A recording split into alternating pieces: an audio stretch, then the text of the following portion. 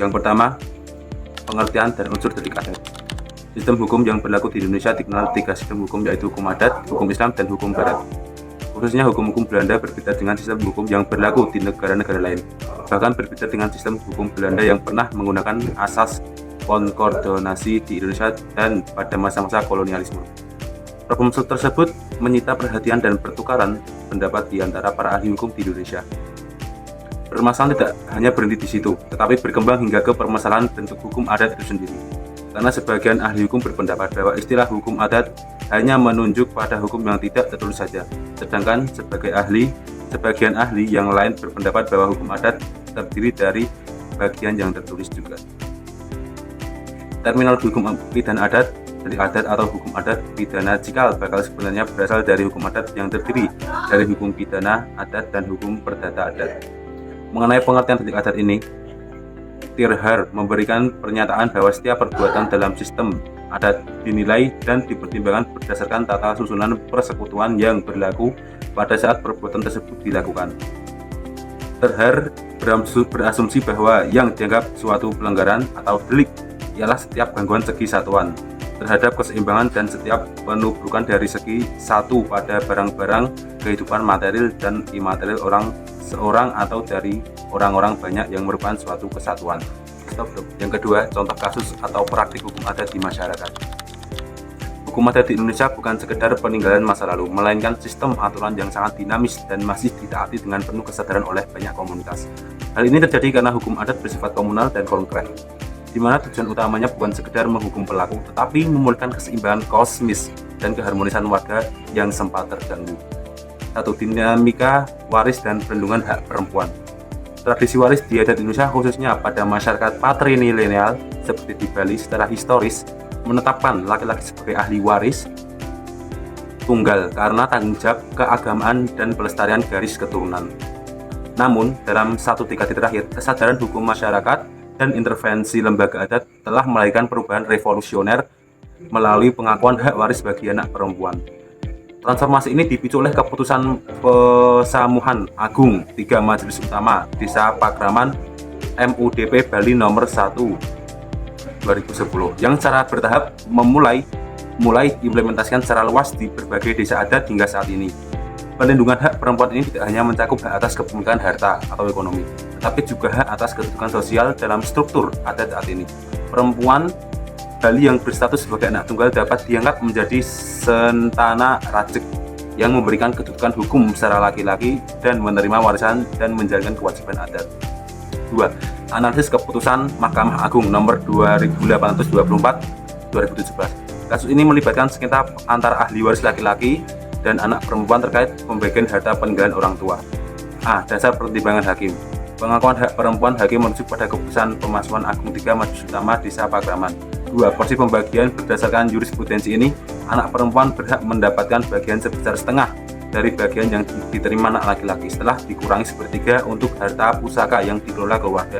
3. Asas keadilan. Mahkamah Agung menegaskan bahwa diskriminasi berdasarkan gender dalam pembagian waris sudah tidak relevan dengan kesadaran hukum masyarakat modern dan semangat konstitusi Indonesia dan menjamin persamaan hak di depan hukum.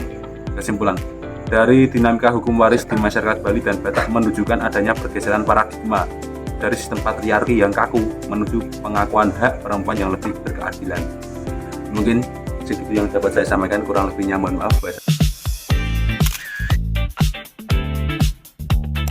Oke, di sini saya akan menjelaskan tentang macam delik adat. Yang pertama, delik jabatan, yaitu penyalahgunaan oleh para pewenang, yaitu contohnya seperti korupsi, suap, dan lain-lain. Yang kedua, delik kesusilaan, yaitu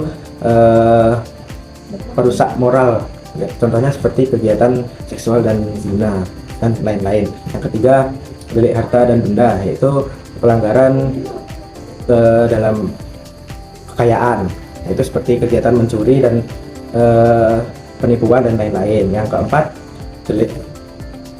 delik nyawa atau badan, yaitu kejahatan yang mengancam nyawa seperti penculikan, pembunuhan, dan lain-lain. Cara penyelesaian delik adat. Delik adat bersifat menyeluruh, tidak membedakan antara pidana dan perdata, kesengajaan dan kelalaian maupun peran pelaku, sehingga penyelesaian dilakukan secara terpadu melalui musyawarah adat untuk memulihkan keseimbangan masyarakat. Dalam KUHP baru, tindak pidana adat diakui melalui sanksi pemenuhan kewajiban adat yang dapat menjadi pidana pokok atau tambahan. Secara konstitusional, hukum adat diakui dan dihormati dalam sistem hukum Indonesia sesuai pasal 1B ayat 2 UUD 1945.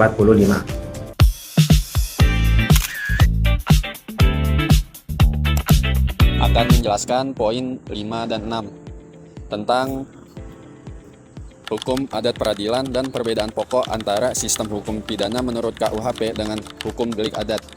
Pertama, hukum adat adalah cara menyelesaikan masalah dengan melibatkan tokoh adat, tujuannya untuk damai. Mereka menggunakan aturan tidak tertulis yang sudah ada di masyarakat. Hukuman yang diberikan biasanya memulihkan keadaan, bukan menghukum, contohnya denda atau membersihkan desa. Ini efektif karena tokoh adat punya pengaruh besar di masyarakat. Tapi sekarang harus disesuaikan dengan keadilan modern seperti hak asasi manusia. Kedua, perbedaan hukum pidana KUHP dan hukum delik adat. Sumber hukum KUHP tertulis, hukum adat tidak tertulis atau fleksibel. Kategori KUHP disahkan pidana dan perdata, hukum adat tidak. Tujuan sanksi KUHP menghukum, hukum adat memulihkan keseimbangan. Tanggung jawab KUHP individu, hukum adat kolektif, keluarga atau kerabat. Hukum adat sekarang diakui dalam pidana hukum nasional. Sekian.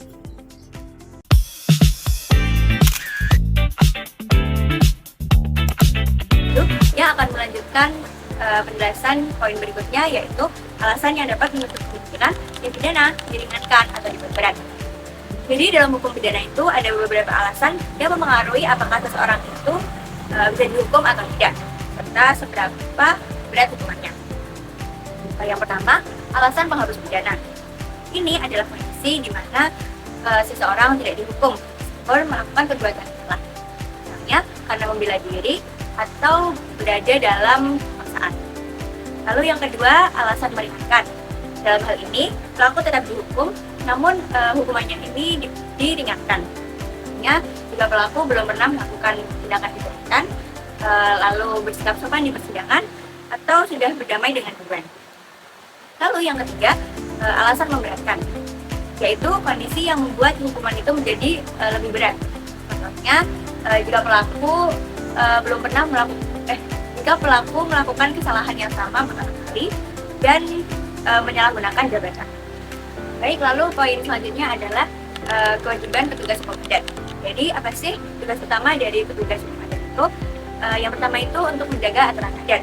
Jadi mereka itu memastikan masyarakat tetap mengikuti nilai dan tradisi yang sudah ada. Lalu yang kedua itu menyelesaikan konflik. Jadi kalau ada masalah, mereka yang turun tangan untuk menjadi penyelesaian. Selanjutnya memimpin musyawarah. Jadi semua masalah diselesaikan lewat diskusi bersama yang akan dipimpin oleh petugas hukum adat itu. Lalu yang terakhir, menjaga keseimbangan masyarakat.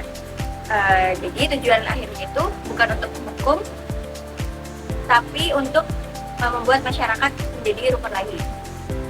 Ya.